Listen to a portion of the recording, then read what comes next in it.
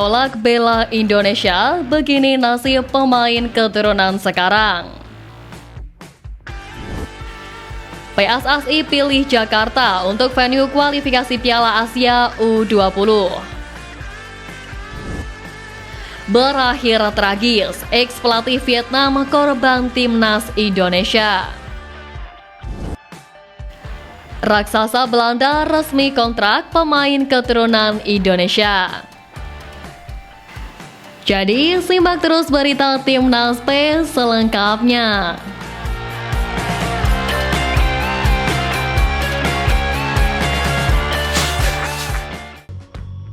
Tolak bela Indonesia, begini nasib pemain keturunan sekarang.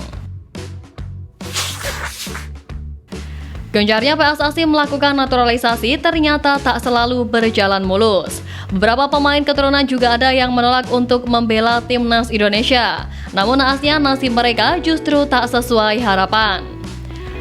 Beberapa waktu yang lalu nama pesepak bola keturunan Indonesia Belanda Kaya Simons digadang-gadang bakal memperkuat skuad Garuda. Sempat disebut akan bergabung pada pemusatan latihan timnas Indonesia U20 di Como Mei lalu, namun Kaya Simons memilih untuk membela timnas pusat alias timnas Belanda.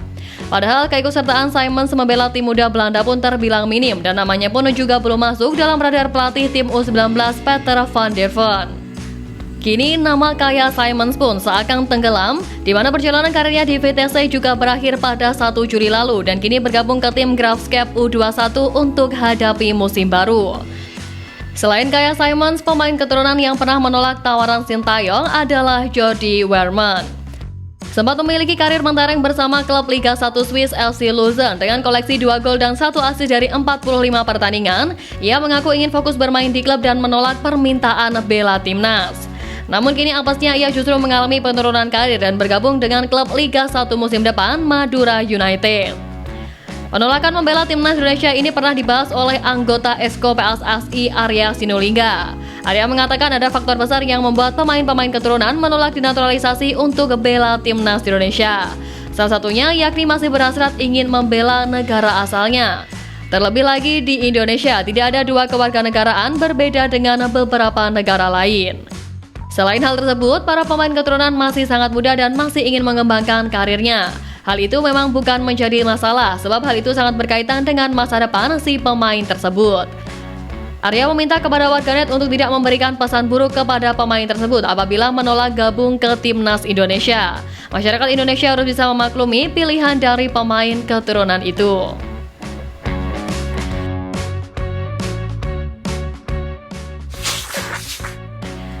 PSSI pilih Jakarta untuk venue kualifikasi Piala Asia U20. Bertindak sebagai tuan rumah pada grup F kualifikasi Piala Asia U20 2025, PSSI mengungkapkan bahwa seluruh pertandingan grup F akan digelar di Jakarta. Turnamen yang akan berlangsung pada 21 hingga 29 September itu direncanakan digelar di 2 venue yang dibidik PSSI.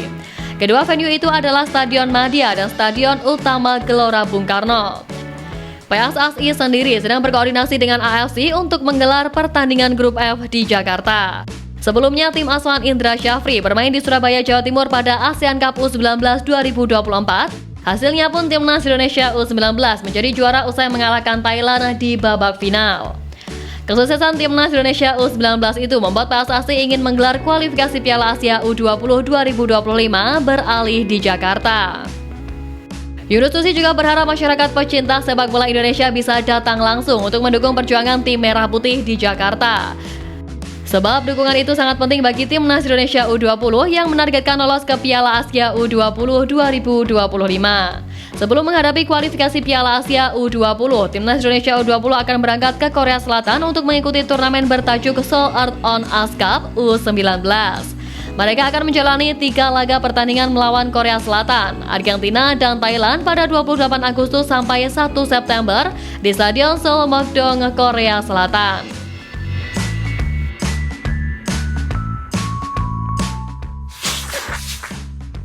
Berakhir tragis, ex-pelatih Vietnam korban timnas Indonesia.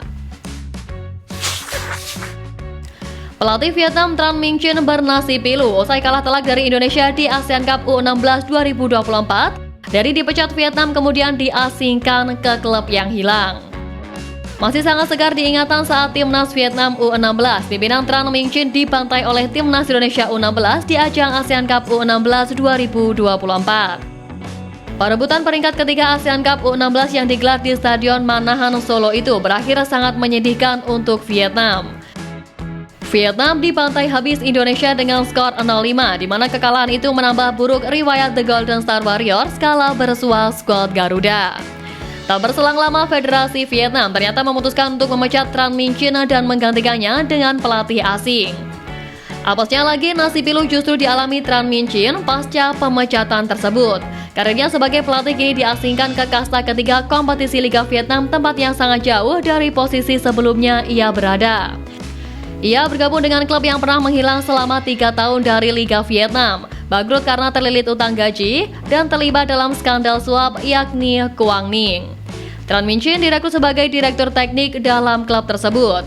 Sementara itu, Federasi Vietnam menunjuk Cristiano Roland sebagai pelatih baru timnas Vietnam U16 dan akan berlaga di kualifikasi Piala Asia U17 2025. Sebelumnya, ia menjabat sebagai salah satu staf pelatih Tran Minh Chinh di timnas Vietnam U16. Beban berat pun sudah diberikan kepadanya. Menarik dinantikan kiprah pengganti Tran Minh Chinh ini, akankah nasibnya berbeda atau bakal menyusul seniornya?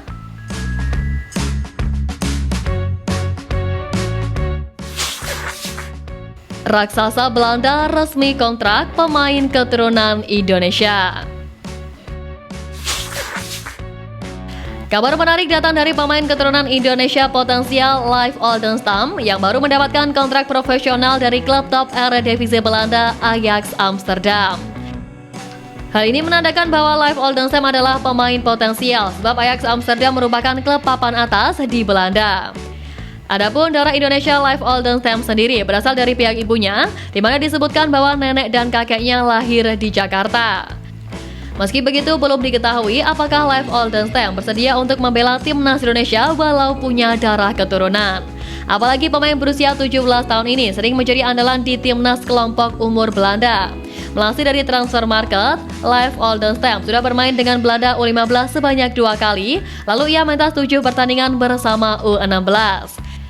Kini pemain yang berposisi sebagai bek kanan ini menjadi andalan di Belanda U17 dan juga akan masuk ke skuad Ajax U19 usai mendapatkan kontrak profesional pertamanya. Nah, jika di masa mendatang Leif Oldenstam tidak mendapatkan panggilan dari timnas Belanda senior, bukan tak mungkin dirinya bakal menjadi incaran untuk memperkuat skuad Garuda.